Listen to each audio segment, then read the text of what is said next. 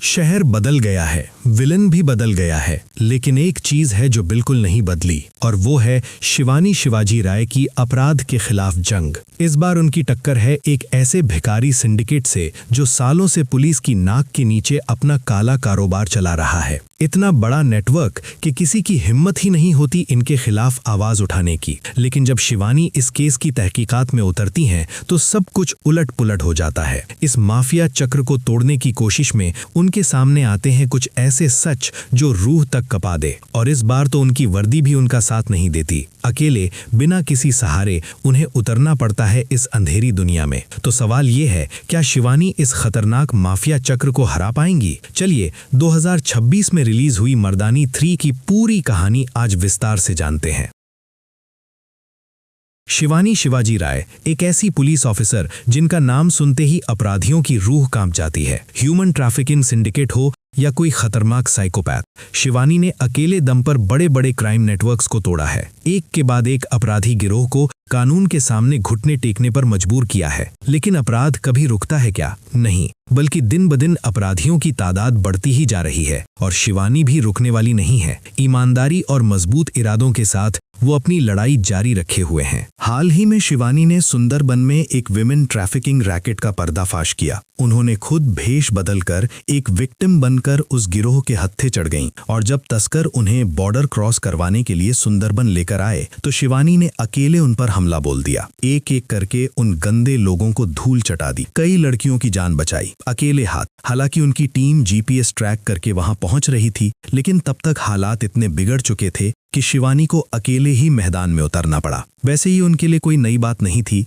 एक महिला police officer होते हुए भी वो कई पुरुष साथियों से कहीं ज्यादा बहादुर और सक्रिय हैं। इस कामयाबी की खबर मीडिया में भी आ गई और ठीक उसी वक्त बुलंदशहर में एक बड़ी घटना हो जाती है। तुर्की में भारत के एम्बेसडर की बेटी रूहानी और उनके केयरटेकर की बेटी झिमली को किडनैप कर लिया जाता है। रूहानी के पापा सीधे होम मिनिस्टर से संपर्क करते हैं, जिससे ये केस हाई प्रोफाइल बन जाता है। हालांकि वो प्रेस को इस अपहरण की खबर नहीं लगने देते। बुलंदशहर से लौटते वक्त जब वो टीवी पर शिवानी की सफलता की खबर देखते हैं तो ऊपर तक सिफारिश करते हैं कि ये केस शिवानी को ही सौंपा जाए। होम मिनिस्टर के सेक्रेटरी शिवानी को ऑफिस बुलाकर बताते हैं उनका एनआईए में प्रमोशन हो गया है और साथ ही उन्हें फौरन बुलंदशहर जाकर एक किडनैपिंग केस हैंडल करना है। शिवानी उसी दिन बुलंदशहर पहुंचकर क्राइम सीन का मुआयना करती हैं। पूरी जगह को गौर से देखने के बाद वो समझ जाती हैं अपहरण से पहले रूहानी और झिमली साथ खेल रही थीं। साथ ही किडनैपर्स की गाड़ी का शीशा टूटा हुआ था,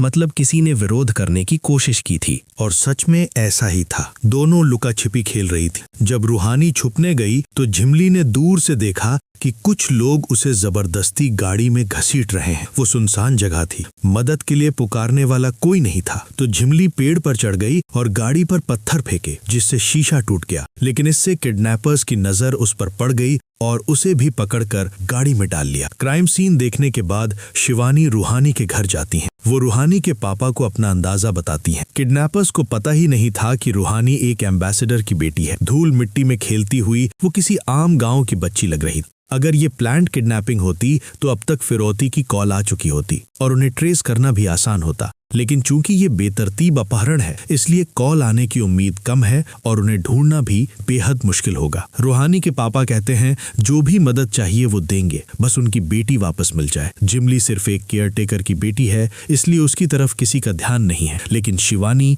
दोनों बच्चियों को बराबर अहमियत देती है। झिमली का बाप बेबसी से खड़ा था। शिवानी उसे यकीन दिलाती है कि उसकी बेटी को भी वो जरूर वापस लाएंगी। अब शिवानी का मुख्य प्लान ये है कि किसी तरह किडनैपर्स तक ये बात पहुंचाई जाए कि रूहानी एक एम्बेसडर की बेटी है। अगर उन्हें ये पता चल जाए तो शायद लालच में आकर फिरौती मांगने के लिए संपर्क करें और उसी सूत्र से उन तक पहुंचा जा सके, वरना समय रहते रूहानी और झिमली को बचाना नामुमकिन हो जाएगा। इधर रूहानी और झिमली को किडनैप करने वाले 4 लोगों की एक टोली है। ये लोग एक बड़े माफिया नेटवर्क के लिए पैसों के बदले तरह तरह के गंदे काम करते हैं। ये नेटवर्क असल में एक भिखारी सिंडिकेट चलाता है और इस पूरे खतरनाक जाल की सरगना है एक औरत, जिसे सब आम्मा कहते हैं। आम्मा गरीब परिवारों से छोटे बच्चे किराए पर लेती है। रोजाना उनकी माओं को कुछ पैसे दिए जाते हैं। फिर एक और टोली उन बच्चों को अफीम खिलाकर सुला देती है। और गोद में उठाकर भीख मांगती है। गोद में बच्चा देखकर लोगों को ज्यादा दया आती है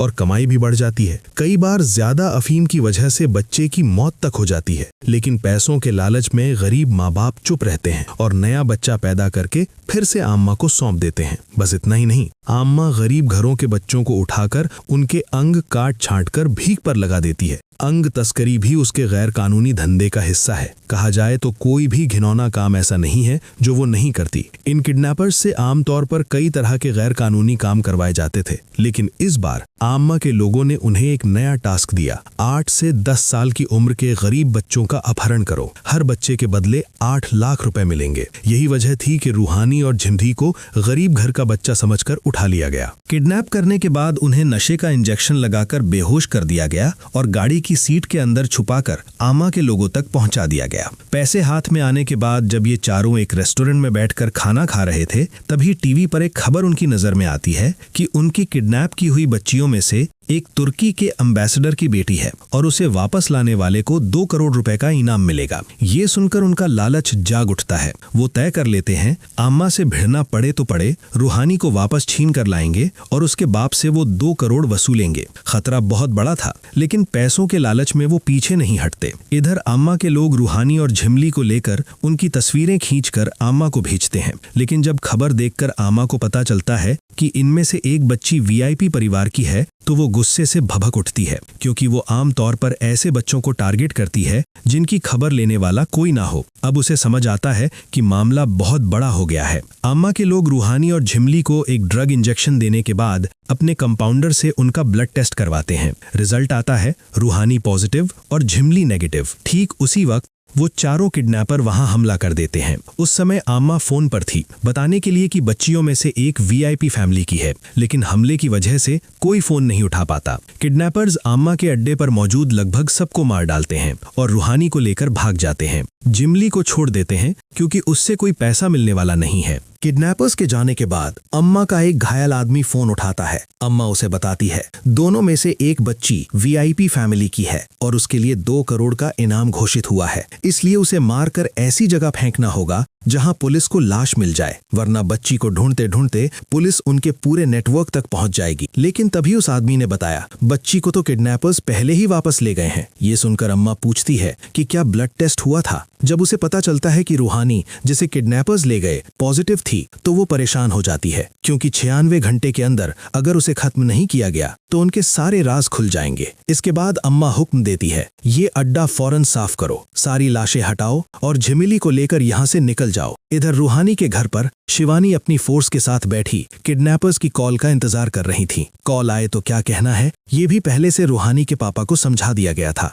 लेकिन काफी देर तक कोई फोन नहीं आता और रूहानी के पापा का सब्र टूटने लगता है। ठीक तभी किडनैपर्स का फोन आ जाता है। वो बताते हैं कि रूहानी उनके पास है। अगले दिन शाम 7 बजे 2 करोड़ रुपए लेकर मयूर विहार मेट्रो स्टेशन आना होगा, तभी रूहानी वापस मिलेगी। रूहानी के पापा साफ कह देते हैं जब तक रूहानी से बात करके उसके जिंदा होने का सबूत नहीं मिलेगा, 1 पैसा भी नहीं दिया जाएगा। किडनैपर्स पहले धमकाते हैं, लेकिन वो अपनी बात पर अड़े रहते हैं। आखिरकार किडनैपर्स फोन काट देते हैं। इधर तब तक कॉल की लोकेशन ट्रेस हो चुकी थी। दिल्ली की एक गली के टेलीफोन बूथ से कॉल किया गया था। शिवानी रूहानी के पापा को समझाती हैं, चूंकि फोन बाहर से किया गया है, वहां रूहानी को लाना मुमकिन नहीं था। किडनैपर्स जरूर अपने ठिकाने पर वापस जाकर किसी चोरी के मोबाइल से दोबारा फोन करेंगे ताकि उनकी पहचान ना हो सके। उनका तजुर्बा यही कहता है और सच में ऐसा ही होता है। किडनैपर्स एक शख्स का फोन चुराकर उसी से रूहानी के पापा को रूहानी से बात करवाते हैं। इससे पुष्टि हो जाती है कि रूहानी जिंदा है। नंबर भी ट्रेस किया जाता है, लेकिन जब तक पुलिस उस लोकेशन पर पहुंचती, किडनैपर्स वहां से भाग चुके होते हैं फोन फेंक कर। अब कोई चारा नहीं बचता, बस अगले दिन पैसे लेने आने का इंतजार करना होगा। अगले दिन रूहानी के पापा एक बैग में 2 करोड़ रुपए लेकर मेट्रो स्टेशन जाते हैं। उनके साथ आम लोगों के भेष में फैली होती हैं शिवानी, उनके जूनियर ऑफिसर विशाल, ऋषि, जिम्पा और कई पुलिसकर्मी, खासकर सभी एग्जिट पॉइंट्स पर नजर रखते हुए। 7 बजने के बाद फिर फोन आता है। किडनैपर्स कहते हैं एक बेंच पर पैसे रखकर चले जाओ, लेकिन रूहानी के पापा कहते हैं जब तक रूहानी को देख नहीं लूंगा पैसे नहीं रखूंगा। तब किडनैपर्स वीडियो कॉल करके रूहानी को दिखाते हैं। शिवानी भी पीछे से देखती हैं। रूहानी के पीछे स्टेशन का प्लेटफॉर्म नंबर 2 वाला बोर्ड दिख रहा है। फौरन शिवानी अपनी टीम को उस प्लेटफॉर्म की तरफ भेजती हैं। इधर रूहानी के पापा पैसों का बैग बेंच पर रखकर हट जाते हैं, लेकिन पुलिस वहां पहुंचकर देखती है रूहानी कहीं नहीं है। असल में किडनैपर्स ने पहले से एक वीडियो रिकॉर्ड कर रखा था और उसी को लाइव वीडियो कॉल की तरह दिखाया था। शिवानी को समझ में आने से पहले ही बहुत देर हो चुकी होती है। किडनैपर्स स्टेशन में बम होने की अफवाह फैला देते हैं। घबराहट में लोग भागने लगते हैं, भगदड़ मच जाती है। उसी भीड़ में एक किडनैपर पैसों का बैग उठाकर भागने की कोशिश करता है, लेकिन शिवानी की नजर से बच नहीं पाता। पीछा करके वो उसे दबोच लेती हैं। हालांकि पकड़े जाने से पहले वो चाकू से शिवानी पर वार करता है, फिर भी भाग नहीं पाता। दूसरी तरफ पार्किंग एरिया में ड्यूटी पर तैनात पुलिस ऑफिसर फातिमा किडनैपर्स को पैसे और रूहानी समेत गाड़ी में बैठते देखकर आगे बढ़ती है, लेकिन एक किडनैपर उसके सिर पर वार करके बेहोश कर देता है और रूहानी को लेकर भाग जाता है। पकड़े गए किडनैपर को थाने लाकर पूछताछ की जाती है। फिर शिवानी खुद जाकर उसे ऑफर देती हैं, पुलिस की मदद करो तो सजा कम होगी, वरना अपहरण और पुलिस ऑफिसर पर हमले के जुर्म में उम्र कैद पक्की है। डर के मारे वो सब उगल देता है। वो बताता है कि वो लोग अम्मा नाम की एक औरत के लिए काम करते हैं। पहले वो तरह तरह के अपराध करते थे, लेकिन हाल ही में अम्मा ने 8 से 10 साल के बच्चों के अपहरण का हुक्म दिया है। हर बच्चे के बदले करीब 10 लाख रुपए मिलते हैं। रूहानी और झिमली समेत उन्होंने अब तक 7 बच्चों का अपहरण किया है।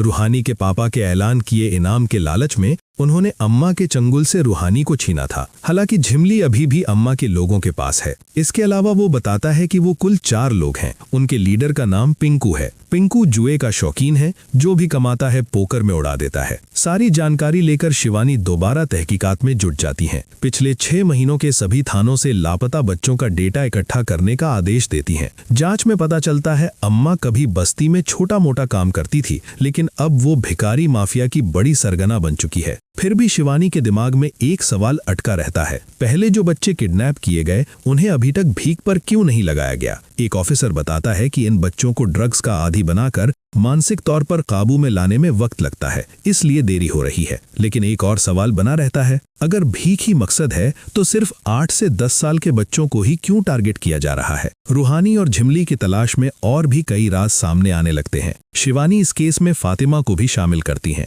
सभी इन्फॉर्मर्स को अम्मा की तलाश में सक्रिय किया जाता है। इधर शिवानी के घर आते हैं उनके पति डॉक्टर विक्रम, लेकिन काम के बोझ में उन्हें वक्त देने का मौका ही नहीं मिलता शिवानी को। तभी खबर आती है एक जगह अम्मा के 2 शूटर्स दिखे हैं। बिना देर किए शिवानी अपनी टीम लेकर उस तरफ निकल पड़ती हैं। ठिकाने के हिसाब से पहुंचकर शिवानी और उनकी टीम उन शूटर्स का पीछा करती है। शूटर्स त्रेता ट्रस्ट नाम की एक समाज सेवी संस्था में जाते हैं, इसके संस्थापक रामानुजन को मारने के इरादे से। लेकिन शिवानी वक्त पर वहां पहुंच जाती हैं और शूटर्स को मारकर रामानुजन की जान बचा लेती हैं। रामानुजन कभी सड़क पर रहने वाला एक अनाथ बच्चा था, पढ़ लिख कर बड़ा हुआ और अब भिखारी माफिया के खिलाफ काम करता है। बचपन में इन्हीं माफियाओं ने उसका एक हाथ काट दिया था, जो अब नकली है। वो पहले ही कई माफिया गिरोहों को पुलिस के हवाले कर चुका है और अनगिनत बच्चों को बचाकर अपनी संस्था में पालता पोसता है। शिवानी से उसकी मुलाकात होती है और वो अम्मा को पकड़ने में मदद करने को भी तैयार हो जाता है, क्योंकि इन गिरोहों के अंदर की बहुत सी बातें वो जानता है। रामानुजन की मदद से शिवानी अम्मा के एक के बाद एक ठिकानों पर छापे मारती हैं और कई किडनैप किए गए बच्चों को छुड़ाती हैं, लेकिन रूहानी नहीं मिलती और ऊपर से दबाव बढ़ता जाता है। होम सेक्रेटरी और शिवानी के सीनियर उन्हें जल्दी से जल्दी रूहानी को बचाने का आदेश देते हैं। शिवानी बताती हैं जो पैसे किडनैपर्स को दिए गए थे उनके सीरियल नंबर ट्रेस किए जा सकते हैं। चूंकि किडनैपर्स का एक आदमी पोकर खेलता है, इसलिए शहर के सभी जुए के अड्डों पर नजर रखी गई है। जैसे ही वो पैसे खर्च करेंगे तुरंत पता चल जाएगा। सारा काम निपटाकर शिवानी घर लौटती हैं, लेकिन इसी बीच अम्मा उनके घर पहुंच चुकी होती है। अपने कारोबार को पहुंचे नुकसान का बदला लेने वो शिवानी को धमकाने आई है। घर के अंदर घुसकर वो शिवानी के पति विक्रम का इंतजार करती है। विक्रम के आते ही उसे ड्रग का ओवरडोज देकर बेहोश कर देती है और शिवानी का इंतजार करने लगती है। घर लौटते वक्त शिवानी को खबर मिलती है कि अम्मा उनका पता खोज रही थी। शक होते ही वो तेजी से घर पहुंचती हैं और देखती हैं अम्मा वहीं बैठी है। अम्मा धमकी देती है, अगर पीछा करना बंद नहीं किया तो अगली बार सिर्फ ओवरडोज नहीं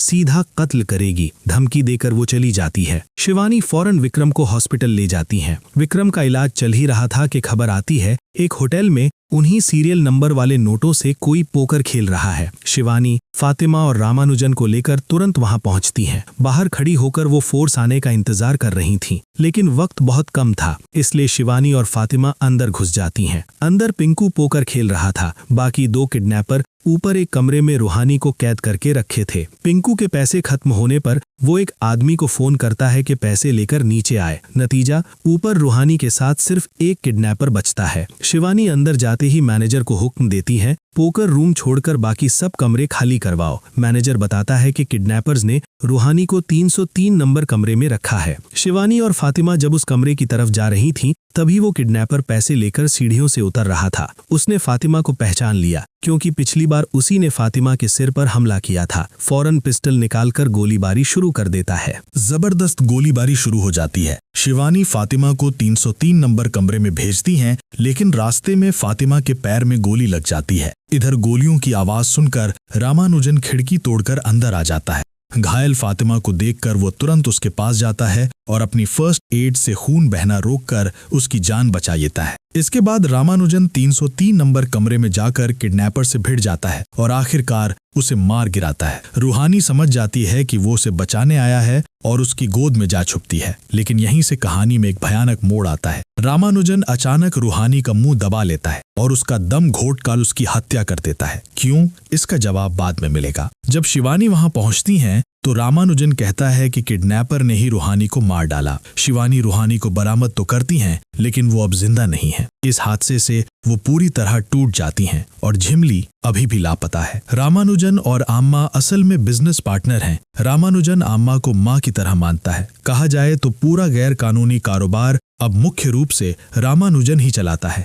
लेकिन खुद को छुपाए रखने के लिए उसने त्रेता ट्रस्ट नाम से एक समाज सेवी संस्था खड़ी कर रखी है। जिन भिखारी माफियाओं को उसने पुलिस के हवाले किया, वो असल में उसके प्रतिद्वंदी थे, यानी उसने अपने दुश्मनों को ही हटवाया। जब रामानुजन को पता चलता है कि रूहानी को किडनैपर्स छीन कर ले गए हैं और पुलिस उनकी तलाश कर रही है, तो वो चिंता में पड़ जाता है, क्योंकि 96 घंटे के भीतर रूहानी को मारना जरूरी था, वरना उनका कोई बड़ा राज उजागर हो सकता था। इसीलिए वो खुद इस केस में कूदता है, यहाँ तक कि शक दूर करने के लिए खुद पर ही शूटर्स भेजता है और बाद में शिवानी की टीम के साथ घुसकर मौका पाते ही रूहानी को खत्म कर देता है। रूहानी की मौत के बाद अम्मा घमंड से शिवानी को फोन करती हैं। रूहानी को तो बचा नहीं पाई, अब झिमिली को भी नहीं बचा पाओगी। शिवानी दृढ़ता से जवाब देती हैं, चाहे कुछ भी हो जाए, झिमिली को वो जरूर बचाएंगी। वो झिमिली को ढूंढने के लिए टीम तैयार कर रही थीं, तभी उनके सीनियर ऑफिसर आकर बताते हैं अब वो ये केस आगे नहीं बढ़ा सकती। रूहानी का केस बंद हो चुका है, तहकीकात यहीं खत्म। शिवानी झिमिली की तलाश जारी रखने की इजाजत मांगती हैं, लेकिन वो नहीं मिलती, बल्कि केस लोकल पुलिस को सौंपने का आदेश दिया जाता है। दरअसल झिमिली जैसी गरीब बच्ची के लिए और रिसोर्स खर्च करने को कोई तैयार नहीं था। इस बात से शिवानी बेहद आहत और निराश होती हैं। इसी बीच विक्रम को होश आता है। शिवानी जब उन्हें सब कुछ बताती हैं तो विक्रम कहते हैं, शिवानी तो हमेशा से अन्याय के खिलाफ लड़ती आई हैं, ये तो उनकी फितरत है। पुलिस की नौकरी तो बस एक पहचान है, उनकी लड़ाई के लिए किसी इजाजत की जरूरत नहीं। इस बात से हौसला पाकर शिवानी तय करती हैं ऊपर वालों की मदद के बिना अकेले ही तहकीकात जारी रखेंगी। रूहानी का पोस्टमार्टम करने वाले डॉक्टर बताते हैं उसके शरीर में 2 इंजेक्शन के निशान हैं, लेकिन कोई केमिकल नहीं मिला। तभी फातिमा फोन करती है, अम्मा के किडनैप किए बच्चों में से एक लड़की सड़क पर पड़ी मिली है, वो जिंदा है और हॉस्पिटल में भर्ती है। शिवानी तुरंत हॉस्पिटल पहुंचती हैं। डॉक्टर बताता है उस लड़की को एक ऐसा कैंसर हुआ है जो आमतौर पर सिर्फ बुजुर्ग महिलाओं में देखा जाता है। इतनी छोटी बच्ची में ये कैंसर होना सामान्य नहीं है, जब तक कि कृत्रिम रूप से उसके शरीर में ये बीमारी न डाली गई हो। वो लड़की मौत के करीब है। शिवानी उसके पास जाकर पूछती हैं कि उसे कुछ याद है या नहीं। लड़की बताती है उन्हें कमरे में बंद रखा गया था, फिर वो बेहोश हो गई। होश आने पर उसने देखा कि वो और 2 लड़कियां एक शमशान में बॉडी डिस्पोजर के पास पड़ी हैं। बाकी दोनों को होश नहीं आया, लेकिन वो किसी तरह वहां से भागकर सड़क पर आई और फिर बेहोश हो गई। लेकिन जगह का नाम बताने से पहले ही वो लड़की दम तोड़ देती है। लौटते वक्त शिवानी उस लड़की की ड्राइंग की कॉपी अपने साथ लाती हैं। उसमें बनी तस्वीरें देखते देखते उनकी नजर एक लोगो पर पड़ती है। ये त्रेता ट्रस्ट का लोगो है। अब शिवानी को समझने में देर नहीं लगती, रामानुजन भी इस चक्र में शामिल है। फातिमा पहले तो इस बात पर यकीन नहीं करती, लेकिन शिवानी तुरंत उसे रामानुजन और त्रेता ट्रस्ट से जुड़ी हर जानकारी जुटाने का हुक्म देती हैं। जांच में सामने आता है कि रामानुजन का बचपन का सरपरस्त असलाम नाम का एक शख्स था, जो पहले आम्मा के लिए काम करता था। आजकल वो एक शराबी है। शिवानी उसे एक बार से पकड़कर लाती हैं और पूछताछ करती हैं। असलाम बताता है वो कभी आम्मा का दायां हाथ हुआ करता था। छोटे छोटे बच्चों का अपहरण करना ही उसका काम था। एक बार ऐसे ही कुछ बच्चों को लाते वक्त रामानुजन भी उनमें शामिल था। तब बच्चों को भीख के लिए तैयार करना होता था, जहां उन्हें 2 विकल्प दिए जाते, आंखें फोड़वा लो या हाथ कटवा लो। बाकी सबने आंखें फोड़वाना चुना, लेकिन रामानुजन ने हाथ कटवाने का फैसला किया, क्योंकि उसे पता था आंखें गईं तो कभी भाग नहीं पाएगा। इस हिम्मत से आम्मा बहुत प्रभावित हुई। असलाम ने ही उसका एक हाथ काटा। बाद में रामानुजन ने भीख मांगने की बजाय चोरी डकैती करके पैसे जमा किए और आम्मा की नजरों में आ गया। आम्मा ने पूछा तो उसने कहा वो पढ़ना चाहता है। इसके बाद से आम्मा और रामानुजन के बीच रिश्ता मजबूत होता गया। आम्मा ने उसे पढ़ाया, लिखाया, यहाँ तक कि विदेश भी भेजा। बड़ा होकर लौटने पर रामानुजन ने असलाम को गिरोह से निकाल दिया और बदले में उसका भी एक हाथ काट दिया। इस गवाही के आधार पर शिवानी असलाम को गवाह के तौर पर गिरफ्तार करके थाने भिजवा देती हैं। फिर अपनी टीम के साथ त्रेता ट्रस्ट के बाहर जा खड़ी होती हैं, रामानुजन का इंतजार करने के लिए। जब रामानुजन आम्मा से मिलने निकलता है, शिवानी चुपचाप उसका पीछा करती हैं। पीछा करते करते शिवानी अपनी टीम के साथ आम्मा के अड्डे तक पहुंच जाती हैं। वहां आम्मा से बात करते हुए ही दोनों को रंगे हाथों गिरफ्तार कर लिया जाता है, आम्मा और रामानुजन दोनों को। इधर थाने की कोठरी में बंद था आसलाम और उसकी पहरेदारी कर रही थी फातिमा। आसलाम को डर था जेल से बाहर निकलते ही आम्मा और रामानुजन उसे मार डालेंगे, क्योंकि उसने उनके खिलाफ गवाही दी है। तभी उसने देखा कि शिवानी दोनों को पकड़ कर लाई है। आम्मा और रामानुजन ने भी उसे देख लिया, जिससे उसका खौफ और बढ़ गया। आम्मा को कोठरी में डालने के बाद शिवानी रामानुजन से पूछताछ करती हैं, लेकिन वो अपने खिलाफ कुछ भी मानने से इनकार कर देता है। ठीक उसी वक्त खबर आती है आसलाम ने जेल में खुदकुशी कर ली है। घटनास्थल पर जाकर पता चलता है कि उसने अपनी कलाई की नस काटकर जान दे दी। फातिमा बताती है कि वो कुछ देर के लिए वॉशरूम गई थी और उसी बीच आसलाम ने ये कर लिया। शिवानी भड़क जाती हैं। जाने से पहले किसी और को ड्यूटी क्यों नहीं सौंपा, क्योंकि आसलाम ही रामानुजन के खिलाफ इकलौता गवाह था। इसके बाद शिवानी के सीनियर ऑफिसर आकर पूरा माजरा देखकर भड़क उठते हैं। रामानुजन जैसे भले इंसान पर, जो भिखारी माफिया के खिलाफ काम करता है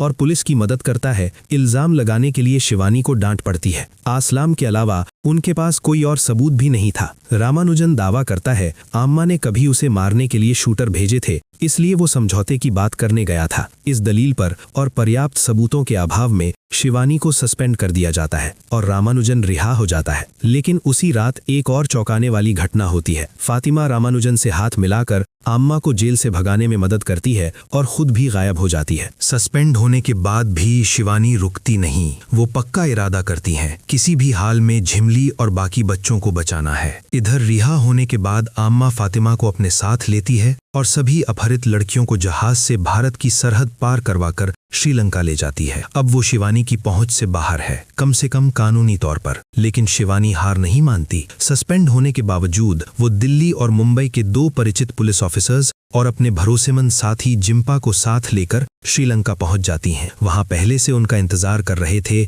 रूहानी के पापा। अपनी बेटी को तो बचा नहीं पाए, लेकिन अब वो शिवानी की मदद करना चाहते हैं दूसरे बच्चों को बचाने के लिए। श्रीलंका में आम्मा को ढूंढना आसान नहीं था। यहाँ भी रामानुजन की त्रेता ट्रस्ट की शाखा है, लेकिन रूहानी के पापा खोज करके पता लगाते हैं रामानुजन कभी इस ट्रस्ट के काम के लिए श्रीलंका नहीं आता। ये बस उसके आने जाने का बहाना है। असली सच तो और भी भयावह है। रामानुजन ने यहाँ एक विशाल गुप्त लैब बनाई है, जहाँ अपहरित लड़कियों पर गर्भाशय कैंसर से जुड़ी बेरहम रिसर्च चलाई जा रही है। इन बच्चियों को इस्तेमाल किया जा रहा है गिनी पिग की तरह। उनका मकसद है इस कैंसर की दवा तैयार करना और फिर उसे बाजार में बेचकर करोड़ों कमाना। इस रिसर्च की फंडिंग कर रही है अमेरिका की एक कंपनी। जहां जानवरों पर रिसर्च करके ऐसी दवा बनाने में कम से कम 20 साल लगते, वहीं इंसानों के शरीर पर सीधे प्रयोग करें तो सिर्फ 1 साल। बेशुमार वक्त और पैसे की बचत। और इसीलिए रामानुजन गरीब घरों की मासूम बच्चियों को उठाकर उनकी जिंदगियों से इतना क्रूर खेल कर रहा है।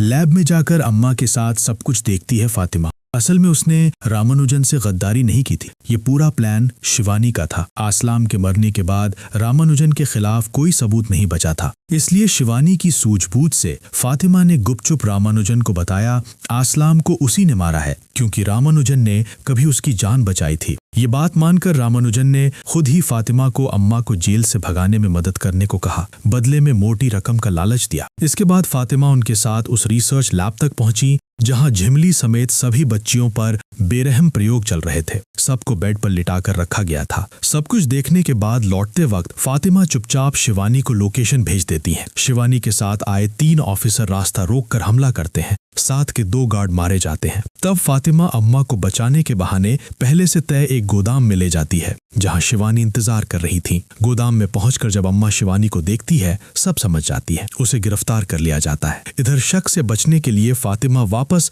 रामानुजन के पास लौट जाती है। जाने से पहले खुद अपने आप को गोली मारती है ताकि लगे कि अम्मा को बचाते वक्त जख्मी हुई। फातिमा से अम्मा के किडनैप होने की खबर पाकर रामानुजन बेचैन हो उठता है। ठीक तभी शिवानी उसके सामने आकर खड़ी हो जाती हैं। वो साफ कहती हैं, सारे बच्चे छोड़ो, तभी अम्मा जिंदा मिलेगी। रामानुजन अपनी तरफ से दलील देता है, गरीबों की जान की क्या अहमियत, अगर कुछ बच्चों की कुर्बानी देकर लाखों जिंदगियां बचाने वाली दवा बन जाए तो क्या ये बुरा है। लेकिन शिवानी इस गैर इंसानी सोच को सिरे से खारिज कर देती हैं। आखिरकार दोनों के बीच एक समझौता होता है। शिवानी एक पता देती हैं जहां बच्चों को लाना होगा। फिर वो वापस गोदाम लौटती हैं जहां अम्मा को रखा गया है। लेकिन वहां जाकर देखती हैं अम्मा भागने की कोशिश कर रही हैं। अपने बालों की पिन से हथकड़ी खोलकर उसने जिम्पा के गले पर चाकू लगा दिया है। बाकी लोग बंदूक ताने खड़े हैं, लेकिन कुछ नहीं कर पा रहे क्योंकि जिम्पा की जान खतरे में है। ठीक तभी शिवानी आती हैं और अम्मा की गर्दन पर गोली दाग देती हैं। जिम्पा आजाद हो जाता है, हालांकि हल्की चोट आती है। इसके बाद शिवानी एक और गोली चलाकर अम्मा को हमेशा के लिए खामोश कर देती हैं। सबको डर लगता है कि